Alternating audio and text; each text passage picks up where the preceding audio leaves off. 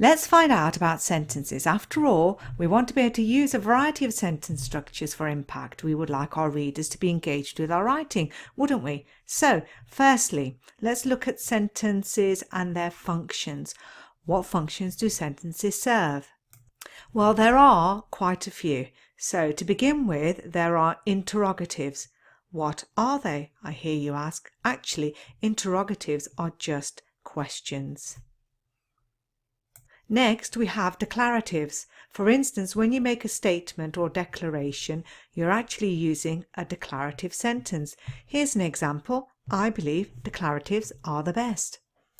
Okay then, what are imperatives? Basically, you're using an imperative when you are giving an instruction or a command. For example, eat this or walk carefully. Now they sound quite bossy, don't they? And that's because the emphasis is on the verb, eat and walk.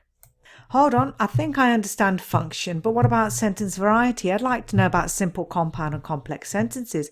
And what is the active and passive voice? Help me. Well, to begin with, a simple sentence is one main clause. A main clause has to contain a subject and a verb and express a complete thought. Let's have a look at the following sentences. Okay, first we have Jack sailed his boat. Jack is the subject and sailed is the verb. Does it express a complete thought? Yes, it does. Next we have Teresa bathed her baby. Teresa is the subject, bathed is the verb. And does it express a complete thought? Yes. So it is a simple sentence, also known as a one main clause. Lastly, we have I am ill. I is the subject and am is the verb. And again, it is a complete thought, so therefore it is a simple sentence. So these three sentences are examples of simple sentences with one main clause, with one subject and verb. There's something that you need to remember, and that is if the clause with its subject and verb doesn't make sense, then it's not a main clause anymore. It's actually called a subordinate clause. Let's have a look at an example. So we have after Jason ran across the park. Well, we have Jason as the subject and we have a verb ran. However, if someone came up to you and said after Jason ran across the park, we have to ask, does it present a complete thought? Well, no, it doesn't.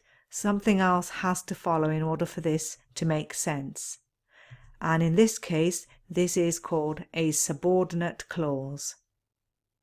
It has a subject and verb, however, it does not make sense. We'll find out about subordinate clauses a little later on in this video. Hold on one moment, I've just got a question. What are these? Late last night? Jumping into the sea? Well, actually they're not clauses, they are called phrases. A phrase is a group of words that does not contain the subject-verb pair that is needed to form a clause. Now, phrases can be very short or they can be quite long. Here's one example of a phrase, the long suffocating drive. Great, I think I understand what a simple sentence, in other words one main clause, is, but what is a compound sentence? Actually, you just need to join two simple sentences together using one of the Fanboys conjunctions. Excuse me? That's a bit of a mouthful, isn't it? What are these fanboys? Actually, the acronym Fanboys stands for the following coordinating conjunctions, and they are for, and, nor, but, or, yet, and so. Okay, but how do we use fanboys to make compound sentences? Okay, so we have two sentences here.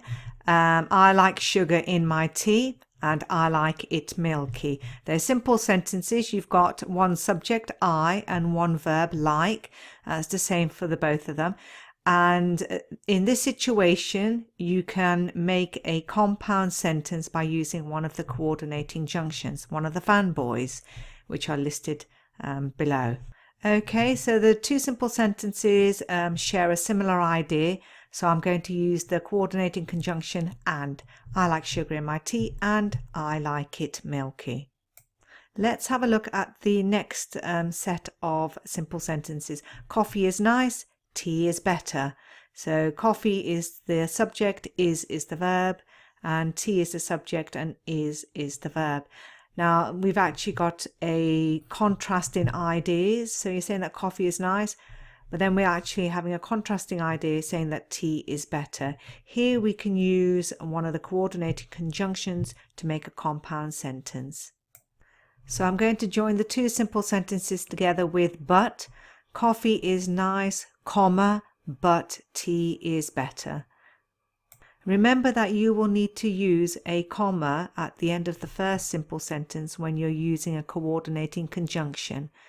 You often don't need to use a comma with the word and.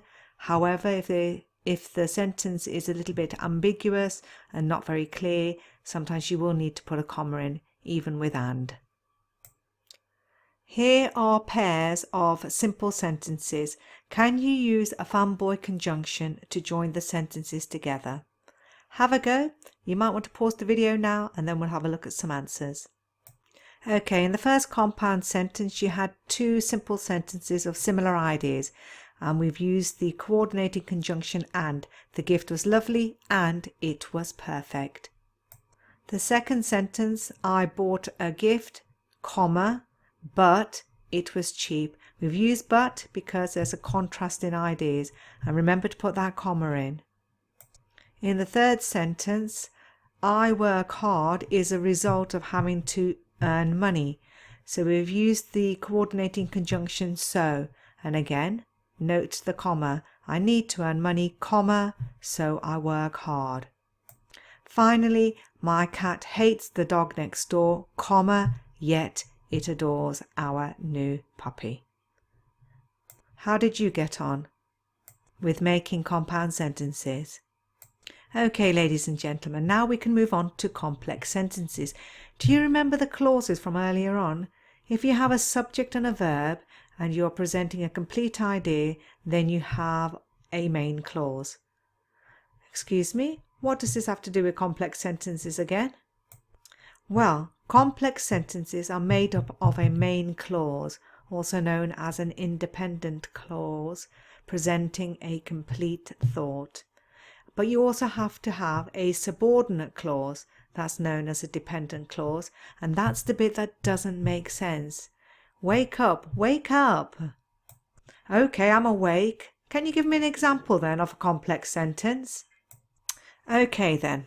So for a complex sentence, you can start off with your main clause, then you can add a subordinate clause. Or you can start off with your subordinate clause, but you have to then insert a comma plus your main clause. Let's have a look at the following example. After Jim mowed the lawn, comma. Now, we have a subject, Jim, and there is a verb, mowed. After Jim mowed the lawn. But does it present a complete thought?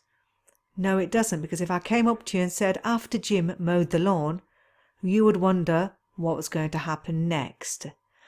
This is a subordinate clause and actually starts with a subordinating conjunction, after. Now we will need a main clause to make the complex sentence. The main clause is he trimmed the hedges. He is the subject, trimmed is the verb. Now let's read the entire sentence. After Jim mowed the lawn, comma, he trimmed the hedges. Does this present a complete thought? Yes, it does. So we start off with the subordinate clause, after Jim mowed the lawn. And if we start with a subordinate clause, we have to have a comma, comma. And then we finish off with the main clause, he trimmed the hedges. This is a complex sentence. Now, the really interesting thing about complex sentences is that you can actually start with the main clause and then add the subordinate clause. So let's have a look at the same sentence, but with the main clause first. Jim trimmed the hedges. Jim is the subject, trimmed is the verb. I've now got the subordinating conjunction in the middle, after. Jim trimmed the hedges after he mowed the lawn. You need to note that now there is no comma. Often when the subordinate clause is after the main clause, a comma is not needed. Now have a look at these 4 subordinate clauses. Now we know the subordinate clauses because they don't make sense. We have a subject, it, and we have a verb, rains. But if I came up to you and said, when it rains, you would ask me what is going to happen next. So I'd like you to think of main clauses for all of these subordinate clauses, and remember the comma is always needed when you start with a subordinating conjunction such as when, after, before and whenever. Pause the video now and have a go. Okay, how did you get on? Let's have a look at some answers. When it rains, comma, the dog stays inside. The main clause is the dog stays inside. The dog is the subject, stays is the verb. After I finish eating, comma, I brush my teeth. I brush my teeth is the main clause. It presents a complete idea. I is the subject, brush is the verb. And because I started with a subordinating conjunction after, I've got a subordinate clause at the beginning. After I finish eating, comma, this is the bit that doesn't make sense. Next example, before she crashed the party, comma, I was having a lot of fun. Next, whenever she makes a curry, comma, it is always perfect. Lastly, although I love chocolate, comma, I can't eat it every day. These are some examples of complex sentences. Hold on, can I ask something? Could I rewrite those sentences with the main clause at the beginning rather than at the end? Of course you can. We are starting these complex sentences with the main clause at the beginning. The dog stays inside. The dog is the subject, stays is the verb, and it makes sense. However, we've added a subordinate clause, when it rains, and we're using the subordinating conjunction when. Now that's the bit that doesn't make sense on its own, but together they make sense and it is a complex sentence. Note that there is no comma before when. When you're adding a subordinate clause after the main clause, often you do not need a comma. I brush my teeth after I finish eating. I was having a lot of fun before she crashed the party. The curry is always perfect whenever she makes it. And lastly, I can't eat it every day, comma, although I love chocolate. And we've inserted a comma here because of the contrast in ideas. I feel great. I think I've got it. I need to remember those subordinating conjunctions for the complex sentences. Sometimes they're at the beginning, but sometimes they're in the middle. Let's have a little test, shall we? Can you name the following sentence types? Are they simple, compound, or complex? Here are the sentences, and you may want to pause the video now and have a go, and then we'll go through the answers. Okay then, it is raining. That is simple. She took the dog out for a walk when the rain stopped. Okay, we're finishing off with a subordinate clause there, when the rain stopped. So that is a complex sentence. I like walking and I like swimming. I've got 2 simple sentences joined together with a coordinating conjunction, one of those fanboys. So that's a compound sentence. After eating my breakfast, comma, I like to read the newspaper. And that is a complex sentence which started with a subordinating conjunction after, which is why we've inserted a comma after breakfast. I bought him a gift, comma, for it was his birthday. 2 simple sentences joined together with one of the fanboys, the coordinating conjunction for, so that is a compound sentence. How did you get on with that exercise? I really enjoyed that. I hope you did too. Writing sentences is great fun. To practice writing complex sentences, use some of the following subordinating conjunctions. Just one more thing. What is the active and passive voice? Well, the active voice is where the subject is doing the action. Mr. Bond combed his hair. Okay, I can tell that Mr. Bond is combing his hair. But what is the passive voice? Well, the passive voice is where the action is done to the subject. For example, Mr. Bond's hair was combed. Or why would I want to use a passive voice?